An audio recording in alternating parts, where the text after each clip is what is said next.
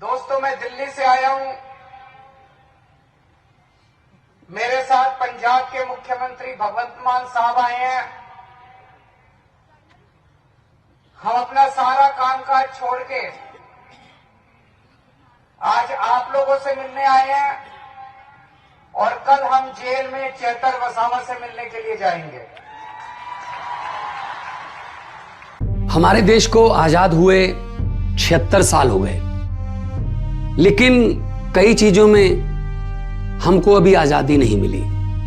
जैसे कि सरकारी दफ्तरों में दुश्वारियां, परेशानियां, बदइंतजामियां। हमने आजादी की जंग इसलिए लड़ी थी ताकि हमारी आने वाली पीढ़ियों की जिंदगी आसान हो सके, ना कि इसलिए कि वो जगह जगह पर सरकारी दफ्तरों में धक्के खाएं, परेशानियों का सामना करना पड़े। शहीद आजम सरदार भगत सिंह जी के सपनों को साकार करने के लिए पंजाब सरकार ने फैसला किया है कि पंजाब के लोगों को अब सरकारी दफ्तरों के चक्कर नहीं लगाने पड़ेंगे, बल्कि सरकारी दफ्तर खुद चल के लोगों के घर पर आएंगे। अब सरकारी दफ्तरों के चक्कर काटने की जरूरत नहीं, बस डायल करें 1076 और सरकारी सुविधाएं अपने घर पर ही पाएं।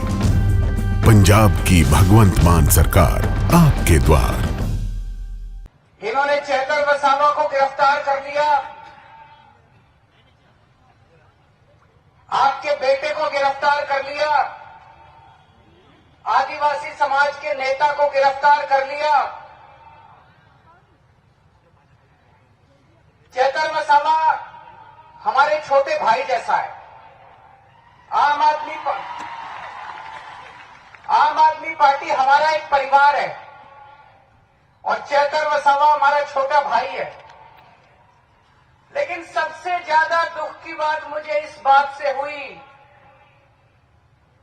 कि चेतर वसावा की धर्मपत्नी को भी इन्होंने गिरफ्तार कर लिया, शकुंतला बेन को भी इन्होंने गिरफ्तार कर लिया। शकुंतला बेन चेतर वसावा की धर्मपत्नी है, लेकिन वो हमारे समाज की बहू है। इन्होंने हमारे समाज की बहू को भी गिरफ्तार कर लिया। ये पूरे आदिवासी समाज के लिए अपमान की बात है। मैं आपसे पूछना चाहता हूं, इस अपमान का बदला लोगे कि नहीं लोगे? पुराने जमाने में हमने देखा डाकू हुआ करते थे। उन डाकुओं का भी ईमान धर्म होता था। किसी गांव में डाका मारने जाते थे, उस गांव की बहू बेटियों को नहीं छेड़ते थे। ये बीजेपी वाले तो डाकुओं से भी बदतर हैं। इन्होंने हमारी बहू को भी गिरफ्तार कर लिया। इन्होंने पूरे आदिवासी समाज का अपमान किया है। चुप तो नहीं बैठोगे? बदला लेना है। चेतर वसावा आदिवासी समाज का एक उभरता हुआ युवा नेता है। बीजेपी उसको कुचलना चाहती है।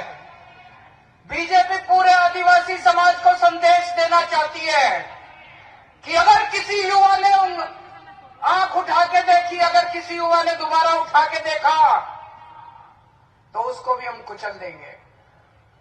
इस बारे में चुप नहीं बैठना। अगर हम चुप बैठ गए तो बीजेपी के हौसले बुलंद हो जाएंगे। बीजेपी को डर लगता है कि अगर चेतर वसावा आगे बढ़ गया तो ये आदिवासियों के हक की बात करने लगेगा, आदिवासियों को हक दिलाना चालू करेगा। ये जितनी बातें अभी वर्षा बहन ने पढ़ के सुनाई, जो उन्होंने चिट्ठी में लिखी है चेतर वसावा ने, जितनी बातें लिखी है, स्कूल की बात लिखी है, अस्पताल की बात लिखी है, जल जंगल जमीन की बात लिखी है, रोजगार की बात लिखी है, जमीन हड़पने की बात लिखी है, फॉरेस्ट डिपार्टमेंट की बात लिखी है। 30 साल से बीजेपी का राज है, बीजेपी ने अभी तक क्यों नहीं किया? अगर बीजेपी कर देती तो आदिवासी समाज को चेतर वसावा की जरूरत नहीं थी।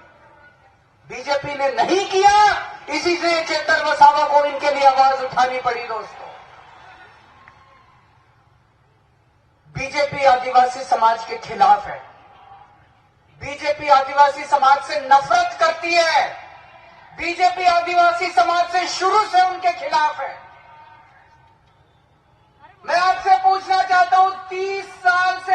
बीजेपी का राज है गुजरात में।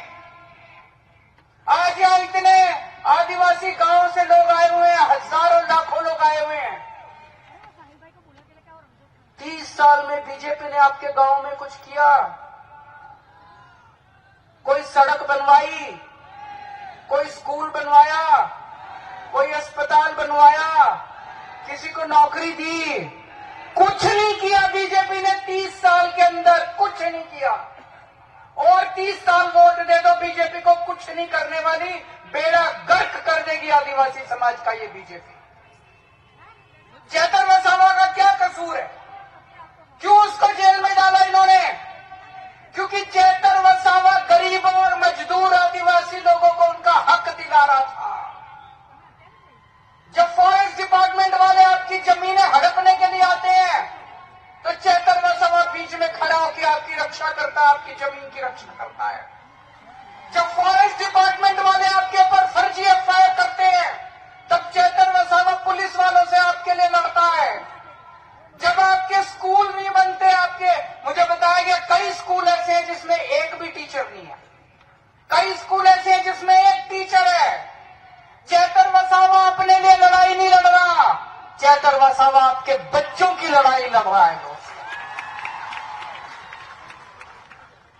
अभी उन्होंने चिट्ठी में लिखा कितने सरकारी अस्पताल है, मुझे पता चला यहाँ के सिविल अस्पताल को प्राइवेट कर रहे हैं, किसी बड़े साहूकार को अस्पताल दे रहे हैं। अगर हमारे गरीब, हमारे घर में कोई बीमार हो जाएगा, हम कहां जाएंगे? वो अमीर आदमी, प्राइवेट आदमी तो पैसे लेगा, बड़े बड़े पैसे लेगा। दिल्ली के अंदर हमने सारे सरकारी अस्पताल शानदार बना दिए। दिल्ली के अंदर अब गरीब हो चाहे अमीर हो, सबका इलाज मुफ्त कर दिया। यही गुजरात में होना चाहिए कि नहीं होना चाहिए? इसी के लिए तो लड़ रहा है चेतन वसावा। आदिवासी समाज के लिए इतना हजारों लाखों करोड़ का पैसा आता है, केंद्र सरकार से आता है, गुजरात सरकार से आता है। कहां जाता है सारा पैसा? एक भी पैसा अपने गांव में नहीं आता, एक भी पैसा हमारे ऊपर खर्च नहीं होता। सारा पैसा चोरी कर लेते हैं ये लोग, सारा पैसा चोरी कर लेते हैं ये लोग। इसी के खिलाफ चेतन वसावा लड़ाई लड़ रहा है, इसी के खिलाफ चेतन वसावा आवाज उठा रहा है। इसलिए उन्होंने उसको पकड़ के जेल में डाल दिया कि अगर ये ज्यादा बोलेगा तो हमारी लूट, हमारा डाका बंद हो जाएगा। दोस्त, इसीलिए उन्होंने उसको जेल में डाला। ये कसूर है चेतन वसावा अपने लिए नहीं लड़ रहा, चेतन वसावा अपने लिए नौकरी नहीं मांग रहा, चेतन वसावा अपने बच्चों के लिए नौकरी नहीं मांग रहा, चेतन वसावा आदिवासी समाज के एक आदमी के लिए लड़ रहा है। दोस्त, आज पूरे गुजरात में अगर बीजेपी एक आदमी से डरती है तो उसका नाम है चेतन वसावा। मैं बीजेपी को कहना चाहता हूं, बीजेपी वालों, आने वाले समय में चेतन वसावा तुम्हारा काल बन के निकलेगा, तुम्हारा सत्यानाश करेगा बीजेपी का चेतन वसावा जिस दिन बाहर आएगा। या तो उसको छोड़ दो, नहीं तो आज से गुजरात के अंदर बीजेपी की उल्टी गिनती शुरू हो गई है। उस पे ये लोग दबाव डाल रहे हैं चेतन वसावा पे। मुझे संदेश आया था चेतन वसावा का, उस पे दबाव डाल रहे हैं बीजेपी में शामिल हो जाओ, तुमको मंत्री बना देंगे, बीजेपी में शामिल हो जाओ, तुमको करोड़ों रुपया देंगे, आम आदमी पार्टी छोड़ दो। दोस्तों, आज अगर चेतन वसावा बीजेपी में शामिल हो जाए, उसको कम से कम 100 करोड़ रुपया मिलेगा, उसको मंत्री पद मिलेगा। लेकिन चेतन वसावा ने कहा, मैं मर जाऊंगा, मैं अपने समाज के साथ धोखा नहीं करूंगा। उसने आपको नहीं छोड़ा, आपके परिवार को नहीं छोड़ा, आपके समाज को नहीं छोड़ा। चेतन वसावा ने कहा, मुझे चाहे 10 साल 15 साल जेल में रखो, अपने समाज के साथ धोखा नहीं करो, अपने समाज के साथ धोखा नहीं करो।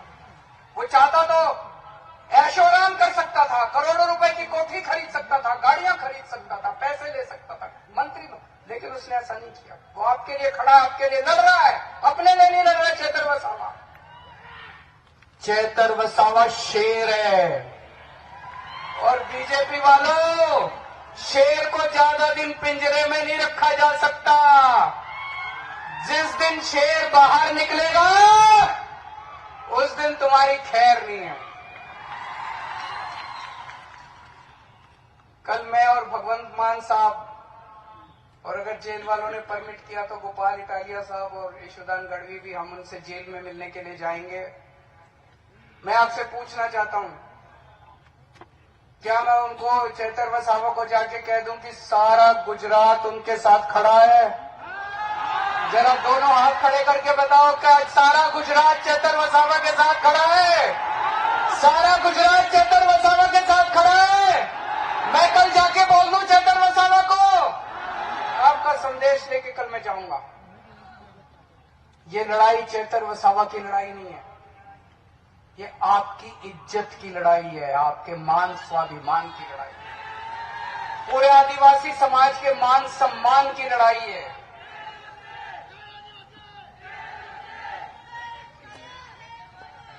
अगर आज आप चुप रहे, अगर आज आप चुप रहे, अगर आज आप बैठे रहे, तो ये बीजेपी वालों के हौसले बुलंद हो जाएंगे।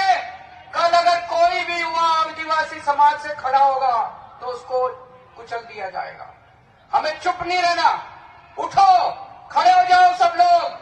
और आज हम लोगों को ये बीजेपी को संदेश देना है कि अब इनके अत्याचार नहीं चलेगा, अब इनका अपमान नहीं चलेगा। ये अपमान हम सहने वाले नहीं है दोस्तों, आज मैं ऐलान करना चाहता हूं, आम आदमी पार्टी की तरफ से आने वाले लोकसभा चुनाव में भरूच सीट से चेतर वसावा लोकसभा का चुनाव लड़ेंगे।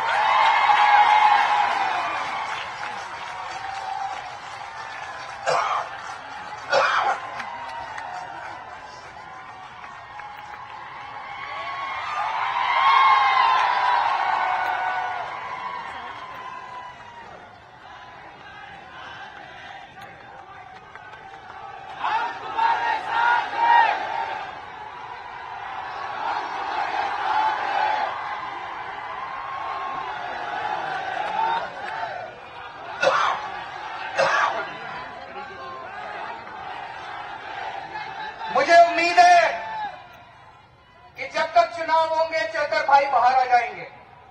हमने उन्हें बाहर लाने के लिए बड़े बड़े, देश के जो सबसे बड़े वकील हैं,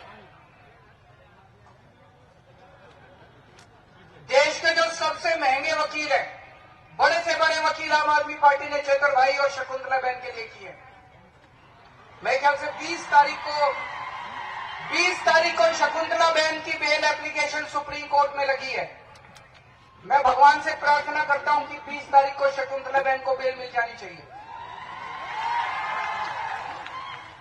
उसके बाद हम जल्दी से जल्दी कोशिश करके चेतर भाई को भी बाहर निकालने की कोशिश करेंगे। लेकिन अगर इन्होंने षड्यंत्र रच के चेतर भाई को लोकसभा चुनाव के पहले बाहर नहीं आने दिया तो उनको जिताने की आपकी जिम्मेदारी है। चुनाव आपको लड़ना पड़ेगा, लड़ोगे? चेतर भाई की फोटो लेके घर घर जाना पड़ेगा, लड़ोगे? बीजेपी की यहां से जमानत जब्त होनी चाहिए, लड़ोगे? ये चुनाव आपको लड़ना पड़ेगा। ये चुनाव आप चेतर भाई के लिए नहीं लड़ रहे, ये आप अपने परिवार के लिए, अपने भविष्य के लिए, अपने समाज के भविष्य के लिए चुनाव लड़ रहे हो। तो चाहे वो जेल में रहे, चाहे वो बाहर रहे, हमें चेतर भाई को दिल्ली में लोकसभा में भेजना है। अभी चेतर भाई की आवाज यहां से गूंजती है, अब चेतर भाई की आवाज दिल्ली से पूरे देश के अंदर गूंजेगी दोस्तों। कल हम जाएंगे चेतर भाई से मिलने के लिए और मैं पूरी उम्मीद करता हूं वो जल्द से जल्द बाहर आएंगे। और बीजेपी के उल्टी गिनती शुरू हो चुकी है। कहते हैं ना, जब पाप का घड़ा भर जाता है, गीता में भी लिखा है कि जब पाप का घड़ा भर जाता है तो फिर ऊपर वाला अपनी झाड़ू चलाता है। ऊपर वाले ने झाड़ू चलानी शुरू कर दी है, लास्ट में मैं एक नारा बोलूंगा, एक नारा लगाएंगे। मैं बोलूंगा जेल के ताले टूटेंगे, आप बोलना चेतर वसावा छूटेंगे। जेल के ताले टूटेंगे, जेल के ताले टूटेंगे, जेल के ताले टूटेंगे। बहुत बहुत शुक्रिया।